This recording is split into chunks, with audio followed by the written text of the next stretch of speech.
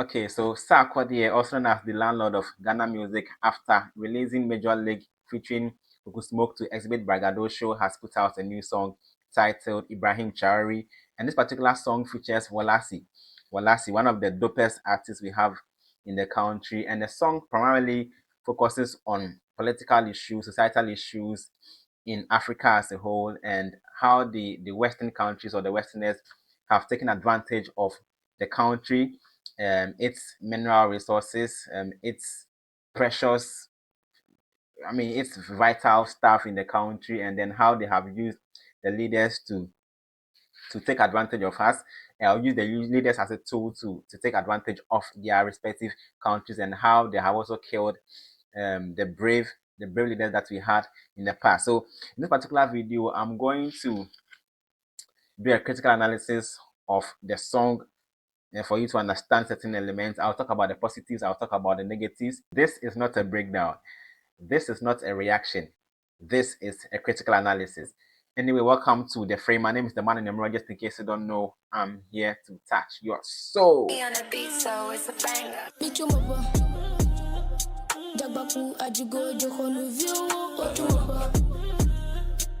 All right, so I'll touch on the historical elements in the song.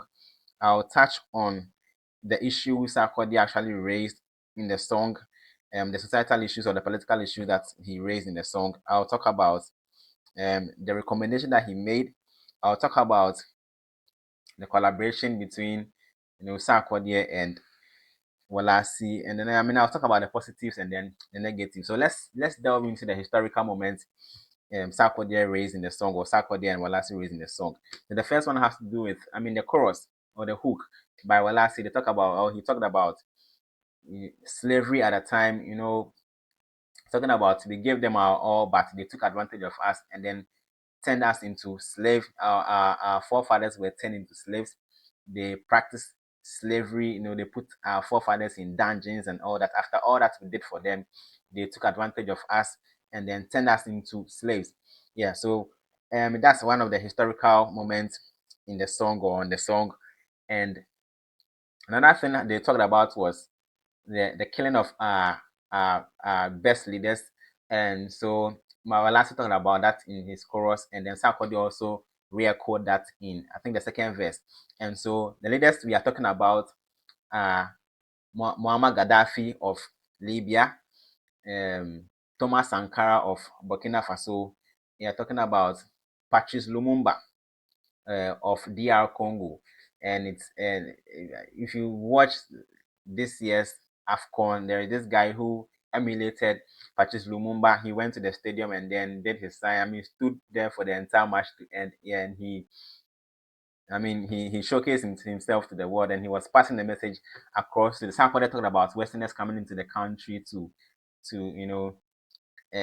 come for our gold, precious minerals, or the mineral resources that we have in the country. They come here to take our gold. I don't know why he didn't talk about oil. Yeah, the oil, the discovery of oil, but he talked about gold, as they came here to just take our gold. And then he raised the issue of Ebola and a pandemic that erupted in some of the African countries. It was crazy. It was crazy. I don't know. I've forgotten how Ebola actually started, but it was that deadly in Africa some years back. He said that the people knew about all these things, but never made an effort to help Africa curb the canker or this particular conundrum. They sat aloof, watch people to die, or just watch people to die like animals. The disease actually killed a lot of people, and they never brought any solution to us. So, but gold, normal before our country. The Sarkodie actually touched on, vital issues on this particular uh, song. So these were the historical moments Sarkodie touched on, and the one, well, let's also talk about the slavery and then the killing of our best leaders and all that. Yeah. So another issue that Sarkodie touched on, vital issues he touched on, has to do with, he talked about clean water. Nigerians not having clean water.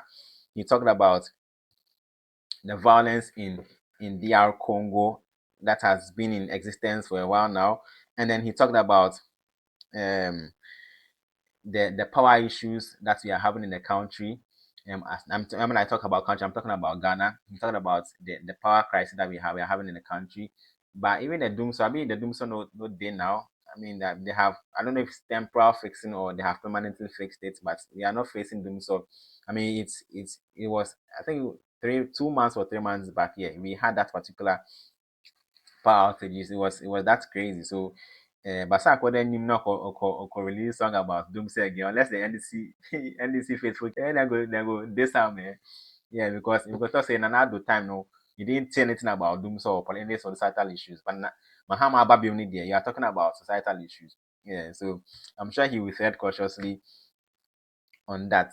And then so he, aside from the society, I mean, he also talked about the corrupt leaders. I mean, the Westerners normally take advantage or uses the corrupt leaders to as a weapon or as a weaponry. Let me put it that way, to carry out their business or their goals or objectives. So, but the brave leaders now, they try to eliminate them. He also praised Ibrahim Traore for for what he has done for Burkina Faso. I mean, last year Ibrahim Traore trended for months due to his bravery, due to the things that he has done for the country or for Burkina Faso.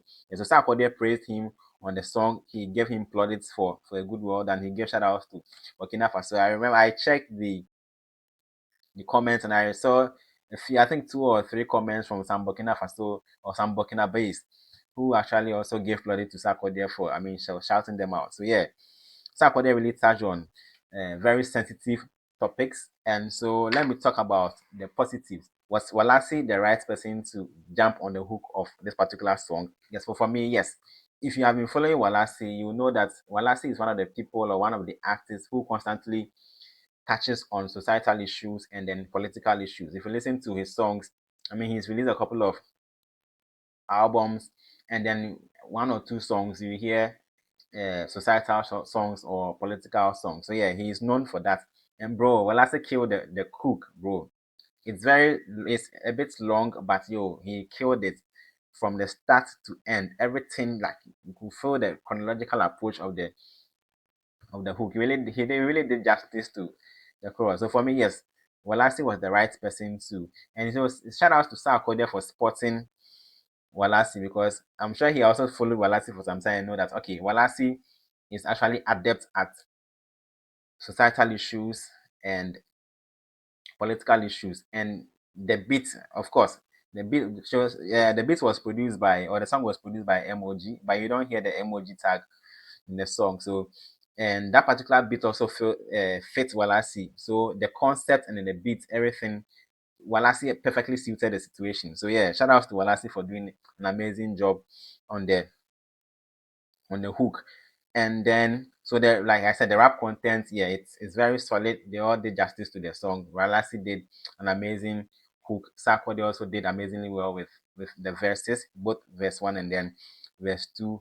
And then I want to also commend them for using the English language. I'm sure they were trying to pass a message. So the message, that's why if you check, about 90% of the song is in English. So they are trying to pass a message to the Westerners, not just Ghana, but Africa and then the world at large. That's why most of the song, or most aspects of the song, were in English. So Sarkodie rap in English.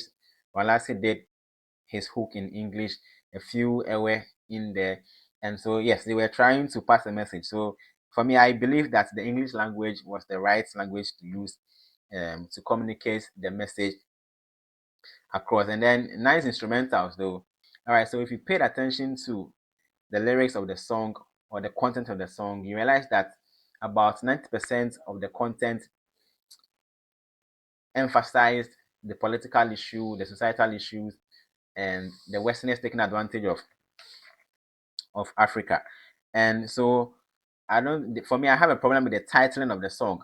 If 90% of your song, or the 90% of the content of your song, focuses on societal issues, political issues, and then Westerners taking advantage of Africa, why do you name your song title Ibrahim Traore? Do you get it?